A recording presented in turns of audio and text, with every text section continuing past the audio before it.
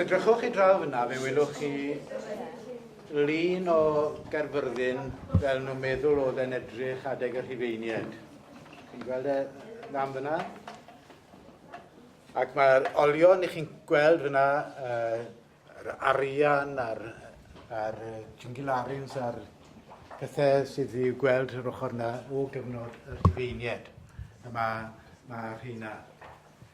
I ni'n dod fan hyn i gyfnod fwy diweddar na'r Rhufeiniaid, ond cyfnod, wel, sôn am Arthur eto, a Myrddin ac yn y blaen. Mae'r cerrig yma yn gerrig sydd yn coffau pobl arbennig. Nawr, ni ddim yn gwybod pwy yw pob un sy'n cael ei goffau fan hyn. Mae henwen nhw ar y cerrig, ond sy'n ni'n gwybod pwy oen, ond ni'n gwybod pwy yw ambell un ohonyn nhw. Fi'n credu mae person yn ddiddorol iawn ac yn gwybod lot o storïau o fi ddim yn gwybod o blaen a fi wedi dysgu lot. Yr un dala fyna i Foteporigis. Ac mae yr arysgrif ar y garreg mewn dwy iaith. A'r ddwy iaith yw Lladin a Gwyddeleg. Reit, chi'n gweld yr ogan? Chi'n gwybod beth yw ogan?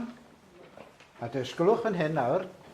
Edrychwch ar y garreg yma, ac fe welwch chi linellau wedi naddu lawr ochr y garreg fan hyn. Wel, hwnna, fforna o'n nhw'n ysgrifennu yn Iwerddon y pryd hynny. Ac felly, mae hwnna wedi ysgrifennu mewn Gwyddeleg yn yr ogan hwnna. Mae croes fan hyn i ddangos bod y person sydd yn cael ei goffau yn Gristion. Ac enw fe, memoria yn Lladin, yw cof am, i gofio am, Foteporigis. Y ffurf Gymraeg ar yr enw yw gwrthefyr, brenin dyfed. Protectoris yw'r term sy'n cael ei ddefnyddio, un sydd yn amddiffyn, protectoris.